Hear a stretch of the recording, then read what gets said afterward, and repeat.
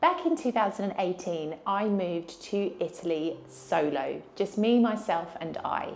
And although it is an experience that I credit for absolutely making me as a person, I do recognise just how difficult it was in those early stages.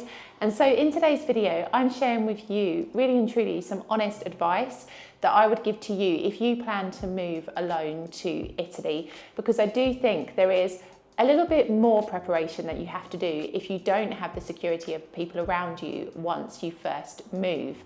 So the first thing that I'm going to talk about is preparing yourself mentally. Now, before you kind of discredit this part of the video and think it's just psychological nonsense, let me tell you there is actually a term that exists relating to expat depression. This is a real thing. It is something that exists. It is something that affects expats, not even just here in Italy, but worldwide. And it is something that could also affect you if you haven't done the mental preparation beforehand. Now, before we enter into the whole expat immigrant debate, by the way, I identify as both, but if you're curious to know more about how I feel about the use of these terms, go ahead and listen to this podcast episode up here where I talk about this whole expat immigrant issue and just dive a bit deeper into this topic. But for the purposes of today's video, I'm going to be using the term expat because it is a term, rightly or wrongly, that is most commonly used when talking about people moving to other countries. So you do need to do the mental preparation before you move here. And there are a few things that you need to get in order. First and foremost, you need to be honest with yourself as to why you are moving to Italy. I talk so much about the why. I talk so much about this whole mindset and mentality aspect of moving to Italy. In fact, watch this video up here if you're really curious to explore this a little bit more. But essentially, if you think that moving to Italy is going to fix all of your problems, you're really, really mistaken. If anything, it will accentuate them because you are in unfamiliar surroundings and dealing with things that maybe you've never dealt with before in your life. So you do have to be really honest with yourself as to your rationale for wanting to move to Italy and what it is that you're hoping to gain from that experience. I think if you can be that truthful with yourself from the beginning, it is going to make it a bit easier for you to understand, even if this is the right thing to do, you know, because maybe once you've really assessed the fact that Italy is not going to solve your problems, you decide that it's not really the country you want to move to. So I do think this is where you have to begin when you are mentally preparing yourself.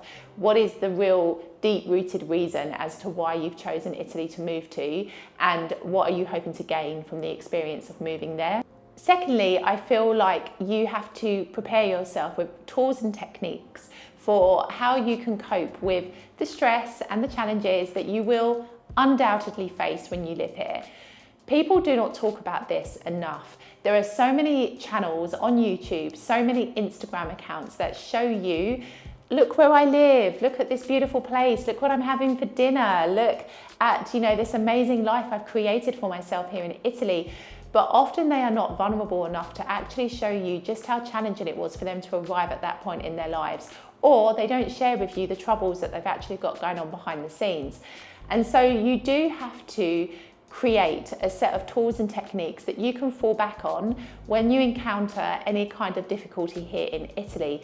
Now, I'm talking about things like meditation, things like emotional freedom technique, which is tapping, which is exactly what I do. I'm thinking journaling. Maybe you like to write out how you're feeling about something or use it as a way to process the thoughts and emotions that you're going through.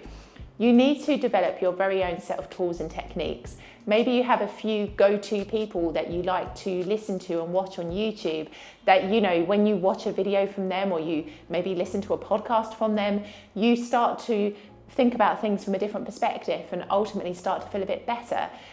Maybe there's a book that you absolutely swear by, that you love, that you think can really help pull you out of a dark place if ever you arrive there. These are the kinds of things you need to start setting up early on. And it might not make sense that you're focusing on the kind of mental stuff before you focus on the physical stuff, but trust me, It is this stuff that goes on up here that will ultimately impact the experience you have in the physical world. This is the reality of it. This is why so many people move here and struggle. This is why there is this term expat depression that you can find all over Google, because people do not spend enough time working on their mindset, working on their mental health, preparing themselves for what is a huge shock to the system. This is not a holiday. I feel like there needs to be like a huge tagline to your decision to move into Italy. It's not a holiday. This is going to be your everyday existence, your everyday experience. And so you have to prepare yourself, because trust me, you need to know what's coming. And so the mental preparation will definitely help you in the early stages. Which kind of means that you need to do the second part of this whole process, which is to educate yourself on what life is really like here. Now, as I've said before, there are lots of channels on YouTube, lots of accounts on Instagram that will show you the rosy side to life here, but you need to educate yourself on all aspects, because life here isn't what it is made out to be half of the time. And so if you come here with an unrealistic set of expectations, chances are you're going to be heavily disappointed and may even question your decision altogether. You need to educate yourself on where in Italy you want to live, what life is really like there, what are the shops and services like, can you easily move around, you know, what are the communities like, are there lots of young people living in that particular area, is it an area where mainly older people live, like, you know, are there activities that you can do close to where you live? Is it far from like the airport or the train station? These are all things you've got to think about, because when you're moving here alone, you don't necessarily have the support system around you at the very beginning to help you in these moments. And so you need to make sure that you can move independently here in Italy without there being much of a problem with it. So I really think you've got to take your time here, and you do have to educate yourself well on the neighborhoods, the areas, and the kind of lifestyle that you expect to lead here in Italy. Then you need to establish your priorities and actually act on them. This is important because priority number one should always be your language. I've always shared and been very open with you on this channel. That is my biggest regret, that I didn't make that my priority number one before moving here. It needs to be your priority number one, okay? Learn from my mistake. You need to start getting a grip and a grasp of the Italian language and really starting to improve and be able to communicate effectively with people, particularly if you are moving alone, because you don't necessarily have people around you who can do translations for you, or people around you who can help you in those moments. And depending on where you move to in Italy, you might not have a lot of English speaking people around you if this is the language that you speak. And so you really and truly do have to set yourself these priorities and take action on them. Maybe you decide that you want to drive here in Italy, so you're going to need to investigate whether or not you can convert your driving license, or whether you have to take an Italian exam to be able to drive your car here. You've really and truly got to look at what is important to you and start to identify what steps you need to take to make those aspects a reality in your life. This is super important when you don't have the initial connections at the beginning to help you in these moments. You've got to be as proactive as possible in this area, especially also if you want to work here. You've got to start establishing what type of work you want to do. If you have the ability to work here, this is always visa dependent. Also, for example, like what the pay is like, how you might go about applying for jobs. You've got to be proactive, and this is really, really important. So set those priorities, but absolutely make sure you take action on them, because that's ultimately what's going to change your experience here. Then, of course, you need to actively start looking for connections. I always say to begin with expat groups. I know that this may not be a feasible option long term, because at some point you want to be able to try to make some local connections. It does change your experience here when you do, but it's certainly in the very early days, expat groups are a source of comfort. You are surrounding yourself with people who have been where you are right now. You are surrounding yourself with people who have a bit more knowledge of living in that area than you do, or can offer you insights and tips that you may not have even thought about. This is super important. And of course, let's not forget the glaringly obvious. You're going to be surrounding yourself with people that can understand you. And this is really, really important. So expat groups are a great way to begin your connections here in Italy, and you can find them online. You can also find in-person meetups as well, depending on the part of Italy you decide to move to. But make sure that you don't isolate yourself here. It's really, really comforting sometimes to think that you just want to stay in your house and, you know, be where it feels comfortable and safe. But I promise you, in the long run, it doesn't help you to lead a very healthy life if you are not interacting with people and you're not allowing yourself to form connections here. If this is really the place that you want to call home, you want to start to get to know people. And you want to start to be able to create a network around you so that if you did have a problem or if you did need some help with something, you've actually got people you can turn to. And I promise you that makes a world of difference. I've always been very open about my early experiences here in South Italy, but essentially it was when I connected with the expat group in Salerno that my experiences completely changed. And that's it. That's exactly what you need to remember. Connection is everything, and it's not even just the immediate connections you make, but it's also the people that they know as well.